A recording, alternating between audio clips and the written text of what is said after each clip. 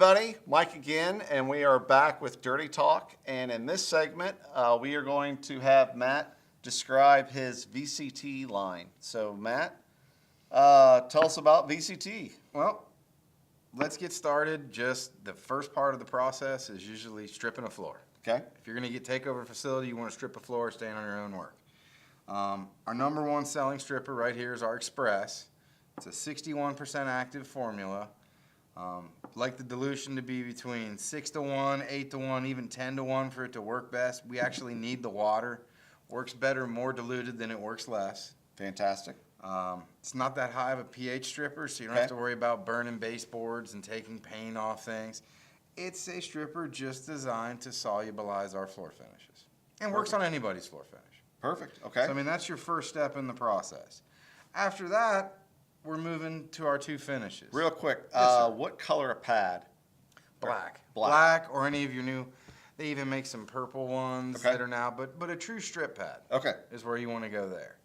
After you strip the floor, you rinse the floor, we get into the actual coatings or finishes or waxes, which are all the same word for the same thing.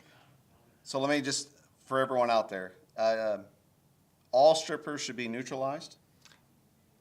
You said we want them rinsed. to be rinsed away, yes. Okay. There are some things that are marketed as a no rinse stripper, but we always used to say no rinse stripper, no such thing. Okay. If all you did was mop down the stripper and agitate the floor and didn't extract or rinse it away, you left all the old dirt, all the old floor finish, everything else there. Okay. Then we move to the finishes. Okay. We make two different finishes at New Line. We're not like a lot of our competitors that have 6 or 8 or 10 of them in the book. We make two. We make both our finishes now out of the best polymer system that you can buy Okay. on the market, and that gives you 90% of the performance of your product. They're both multi-polymer systems, so that Okay. way we don't get stuck with the benefits of one and all its shortcomings. We blend them so we get the benefits we want out of both. Okay.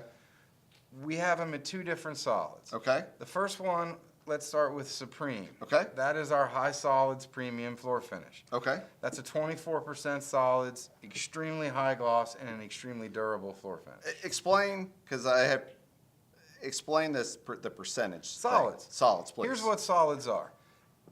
Supreme is 24% solids. Okay. What that means is 24% of that gallon will be left by weight when it's dry. Okay. There's a true test, an ASTM test, that most of us follow, and it's called oven-dried solids. We want to count what's left on the floor, not what's in the bottle. Okay. Because there are components there that are going to evaporate out to do the film formation. Okay. So one way to think is the higher the solids, yes, you get more down per coat, but it takes longer to dry, takes longer to level, and it is harder to work with the higher the solids. Okay. The solids do not have anything to do with how hard the film is or how durable. For years, people have always thought that, and it's not true. Okay. You just get a thicker coating down with the higher solids. So now next is, say, our New Shine. Okay. Again, same type of coating, same type of durability. This is a 19% solids. Okay. This is a lot more user-friendly. So what's great about it, there are some avenues where that will be easier for somebody to get correctly than Supreme. Say if you're doing very small rooms and offices, where as soon as you take the mop out of the mop bucket, you're going to lay a heavy coat. Okay. Just due to the amount that you're going to unload when the mop touches the floor. Well, you're going to be better off with the lower solids, so Okay. it can dry down correctly. Also, if you've got people that are a little bit more inexperienced as they first get started, it's easier for them to work with the low solids. Okay. Summertime, the higher humidity, that can really set the differences between high and low solids. So let me ask a question. So you're going to a job, a lot of VCT, a lot of common areas, hallways, and you see VCT and maybe some office space. Are you saying you can use the New Shine product in the offices, the Supreme, and the common areas, and the people wouldn't know the difference? Wouldn't know the difference.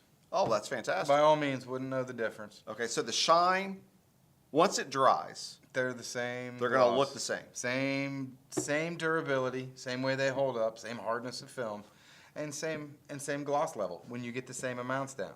Okay. Keep in mind, even done in the lab, that's at 24, that's at 19.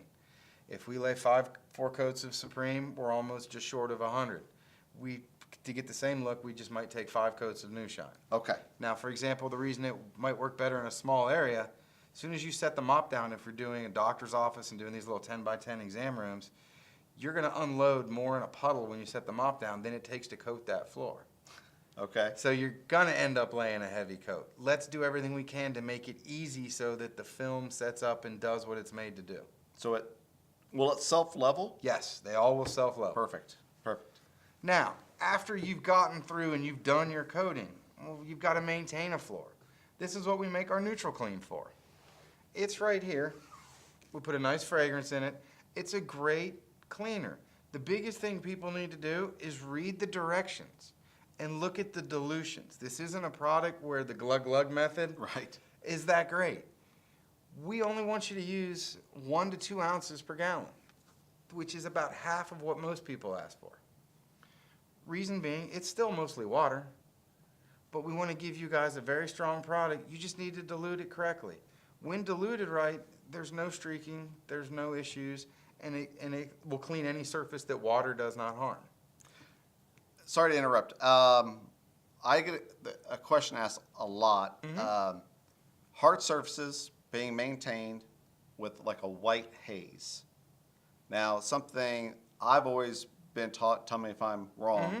that if it has a pH that's not neutral, so something that's slightly alkaline or Yeah. slightly acidic, when it dries, that residue can cause a haze look. Oh yeah, definitely. And Okay. and even if you have a neutral product and somebody did it right, if you mop it down heavy, let it puddle, and don't ever rinse or do anything, you will get detergents that dry down there. Okay.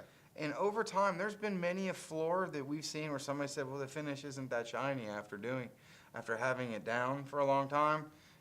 And we actually find out they're just not using the neutral cleaner correctly. We can come over there with a towel or a rag and just clean the detergent away. The finish is fine. Fine. Again, it's one product where the glug-glug or just guess method is not that great. We prefer them to use actually what we call for, if not anything, a little bit less. And neutral clean is safe basically for any surface that can be wet with water. Correct. If water doesn't hurt it, this will not. So it's Yes. pretty versatile. Go everywhere with it if you need. Oh, that's It's a phenomenal. neutral pH cleaner. Okay, cool. Now, the next one that we do, that we make that's a really neat product, is our Restorer. This is for finished floors only. And what this does is this temporarily softens any floor finish so it responds much faster to a buff or a burnish. Nice. When you buff a floor, you're not melting it, you're not doing anything. You're just grinding it smooth Okay. to get light refraction. What this does is this temporarily softens the floor finish so that it grinds smooth very fast. You don't have to take off as much, and Nice. it pops it and makes it smooth and really brings the gloss up. And it actually out-cleans our neutral cleaner. However, you only use this on days when you're going to burnish or buff, which again, a word for the same thing. Okay. You only want to use this when you're going to come back and buff or burnish so that it rehardens the film. Okay. Also, extremely cost effective. This is another one where one of the most important pieces of equipment you bring with it is a measuring cup. Okay. As a mop down product, 1 to 2 ounces per gallon. That's it. More is not better. More will leave it soft where now you've left the coating softer, dirt will grind in, or you have to buff it a lot more for it to reharden. Okay. But can be mopped down, can be run through walk behind auto scrubbers. Should be used anytime you burnish a floor. Okay. It'll really pop them and make them hold up a lot longer. Now, will this product work on anyone else's wax? Anybody's floor finish. Anybody's Oh, nice. conventional metal cross linked floor finish, it will work on. Phenomenal. Okay. So after, if I understood everything correctly, your daily cleaner is The neutral cleaner. And when the floor starts to look a little When rough, I'm gonna high speed and there are some places that will buff or burnish every week or every day. Wow. But anytime I'm going to run a high speed machine, I'm using this at that time. Okay. Again, both of these great, 1 to 2 ounce per gallon, that's all they're needed. And we built them so they would have the same dilutions. Fantastic. Well, thank you, Matt, and thank you, everyone, for tuning in.